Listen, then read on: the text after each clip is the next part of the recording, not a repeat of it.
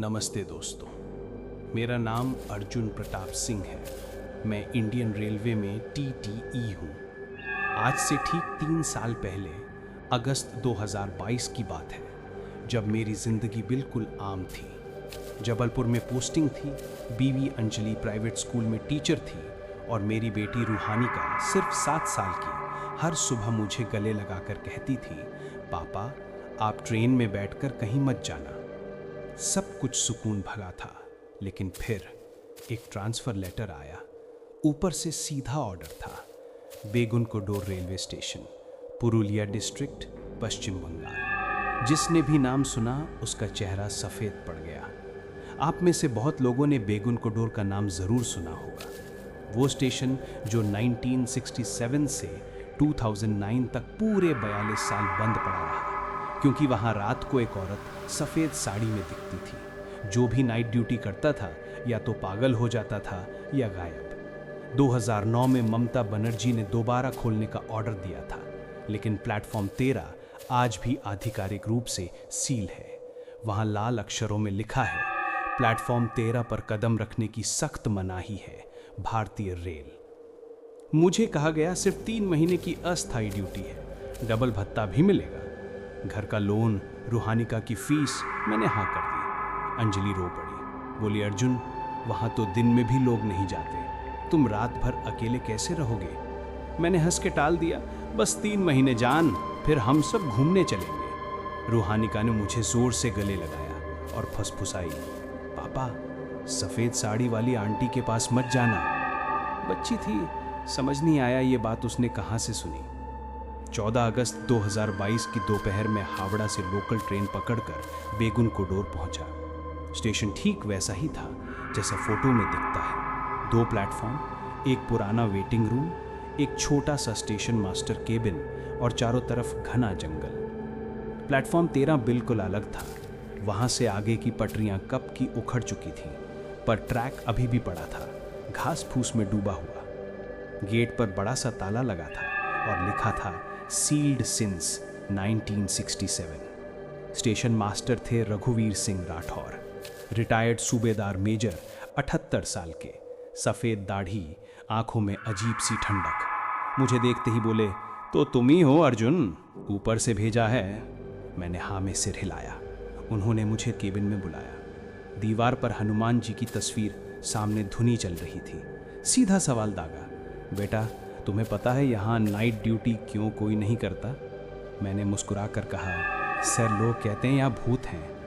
वो चुप रहे, फिर धीरे से बोले, भूत नहीं अर्जुन, यहाँ सच है, सच जो 75 साल से दबाया जा रहा है। फिर उन्होंने एक मोटा धूल खाया रजिस्टर मेरी ओर बढ़ाया, 1947 का। उसमें लिखा था, ट्रेन नंबर 721 अप, 14-15 अगस्त 1947, रांची से हावड़ा जा रही 312 यात्री।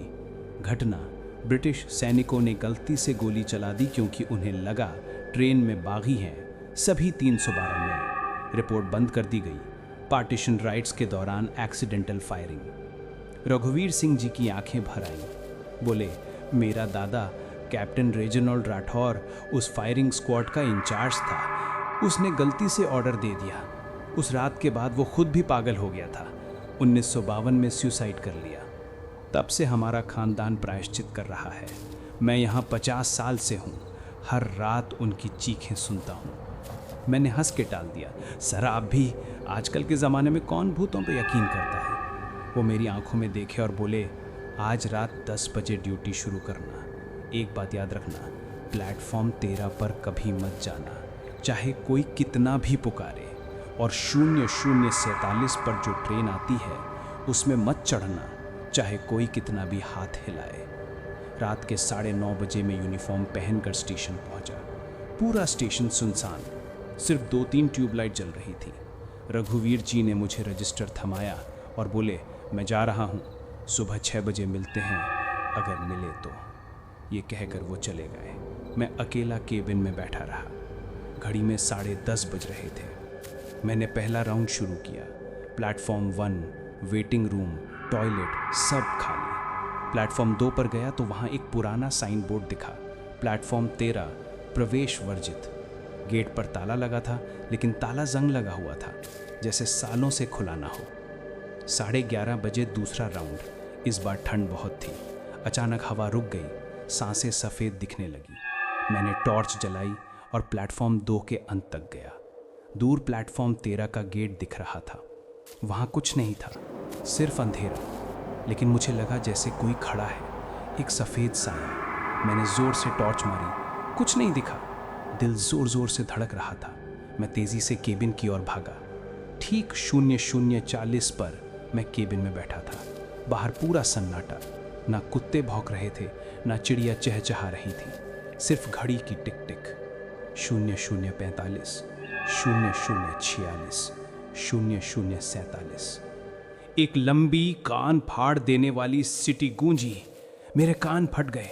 मैं खिड़की से झांका। दूर प्लेटफॉर्म 13 की तरफ एक पुराना स्टीम इंजन आ रहा था, बिल्कुल 1940 वाला। काला रंग, जंग लगा हुआ, हेडलाइट टिमटिमाती पीली रोशनी। उसके पीछे 6 डब्बे लकड़ी के, खिड़कियों से धुंधली रोशनी।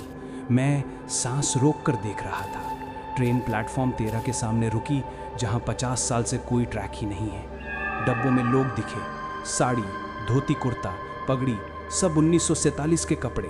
सबके चेहरे सफ़ेद, आंखें खाली। एक डब्बे का दरवाज़ा खुला, कोई नीचे नहीं उतरा। बस एक छोटा सा हाथ बाहर निकला, किसी बच्ची का। उसने मुझे इशारा किया, आ जाओ। मैंने आंखें बंद कर लीं। जब खोली तो ट्रेन गायब थी, सिर्फ खाली ट्रैक और सन्नाटा। मैं पूरे बदन से कांप रहा था। रजिस्टर में एंट्री की, 00:47, local train past without stopping. हाथ कांप रहे थे। तभी लोहे से पुरानी खराब रिकॉर्डिंग जैसी आवाज़ आई, प्लेटफॉर्म 13 पर कोई ना जाए, यह प्लेटफॉर्म शापित है, 1967 से बंद है। मैंने लोहे की तरफ देखा, वो तो बंद था, फिर आवाज़ कहाँ से आई? रात के 3 बजते बजते मैं केबिन से बाहर नहीं निकला। हर 2 मिनट में खिड़की से प्लेटफॉर्म 13 देखता रहा। वहाँ कुछ नहीं था, लेकिन मुझे लग रहा था जैसे कोई मुझे देख रहा हो। सुबह 6 बजे रघुवीर जी आए। मेरी हालत देखकर बोले, अब देख लिया ना? मैंने सिर्फ हाँ में सिर हिलाया। उन्होंने धीरे से कहा, आज रात और बुरा होगा अर्जुन। आज 14 अगस्त है, कल 15 अगस्त। इस रात के बाद शायद कुछ भी ना बचे। मैं घर फ़ोन करना चाहता था, नेटवर्क नहीं था। सिर्फ एक मैसेज गया अंजलि को, सब ठीक है, बस थोड़ी ठंड है। उसने रिप्लाई किया, रूहानिका ने सपने में तुम्हें एक प्लेटफॉर्म पर अकेले रोते देखा। वो कह रही थी पापा को कोई ले जा रहा है। मेरा दिल बैठ गया। आज रात फिर आने वाली थी और इस बार प्लेटफॉर्म 13 का ताला खुद ब खुद खुलने वाला था।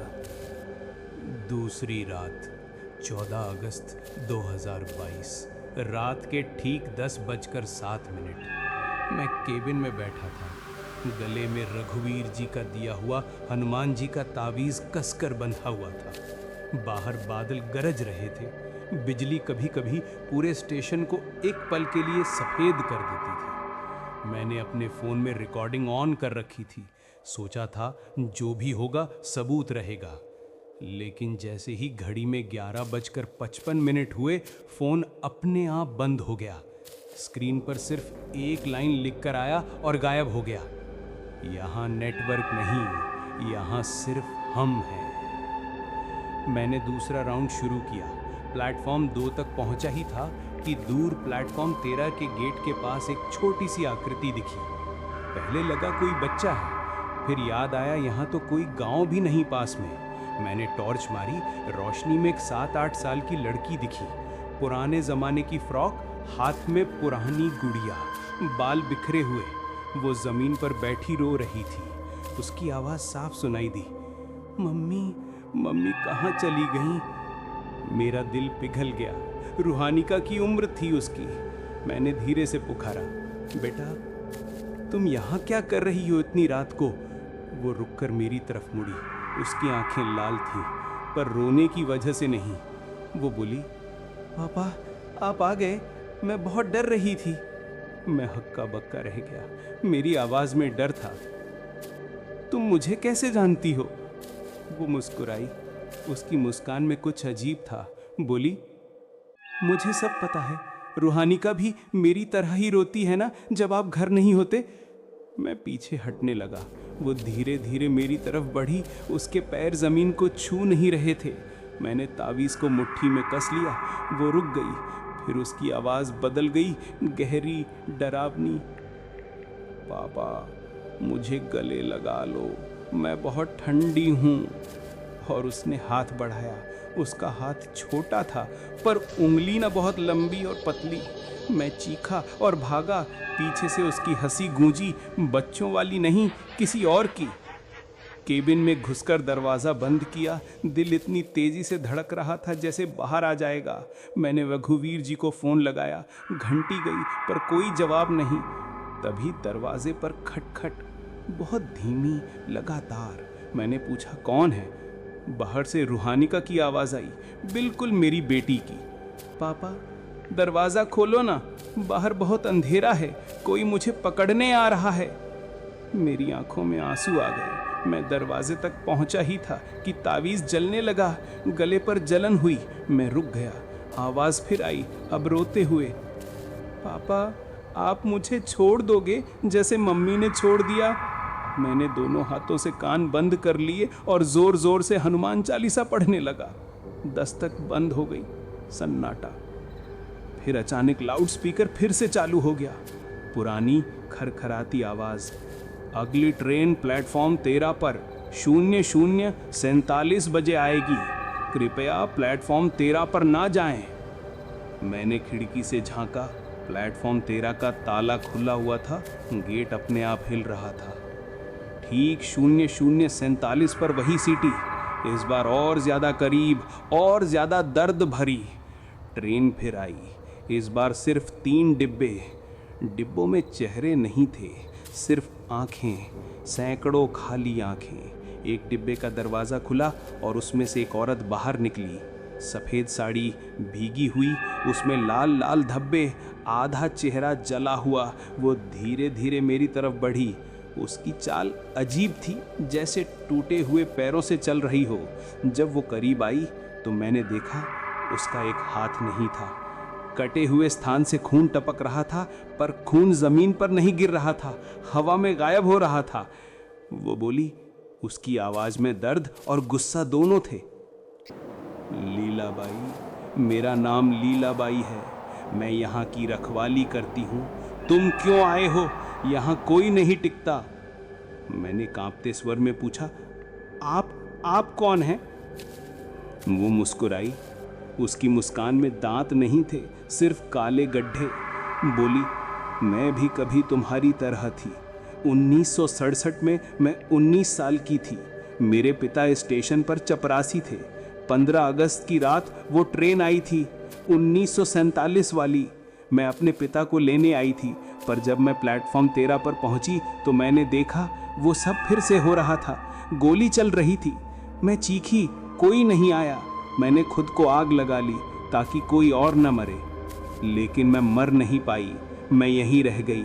अब मैं इस प्लेटफॉर्म की रक्षक हूँ और जो भी आता है मैं उसे ले जाती हूँ। वो मेरे बिल्कुल करीब आ गई। उसकी सांसें मेरे चेहरे पर लग रही थी, बर्फ जैसी ठंडी। उसने अपना कटा हाथ मेरी ओर बढ़ाया और बोली, मेरे साथ चलो, यहाँ कोई अकेला नहीं रहता। मैंने तावीज को जोर से दबाया और चीखा, हनुमान जी महाराज की जय।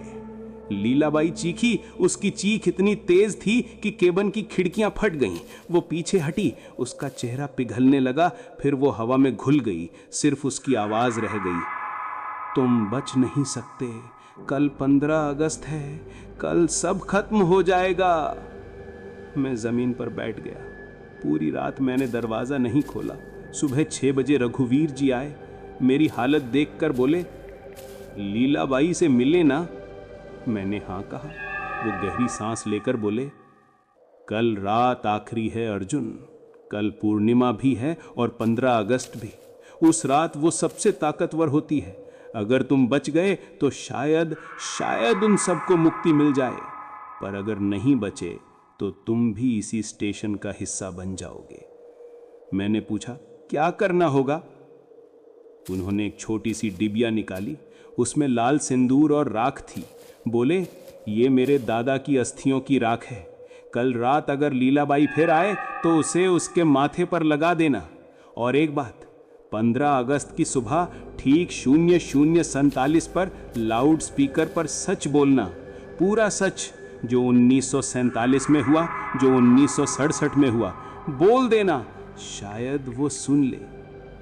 दिन भर मैं सो नहीं पाया। अंजलि का फोन आया, वो रो रही थी। बोली रात भर रूहानी का चीख रही थी, कह रही थी पापा को कोई जलती हुई औरत ले जा रही है। मैं चुप रहा, बस इतना कहा, कल सब खत्म हो जाएगा, अच्छे या बुरे तरीके से। रात फिर आने वाली थी और इस बार प्लेटफॉर्म 13 का दरवाजा पूरी तरह खुला हुआ था। हवा में जलती हुई चिट्ठियां उड़ रही थीं, 1947 की आजादी की चिट्ठियां जिन पर खून के धब्बे थे। 15 अगस्त 2022 रात के ठीक 9:59। पूरे बेगुन कोडोर स्टेशन पर बिजली गायब थी। सिर्फ प्लेटफॉर्म 13 की तरफ एक लाल नीली चमक थी, जैसे कोई पुराना इमरजेंसी लाइट चल रहा हो।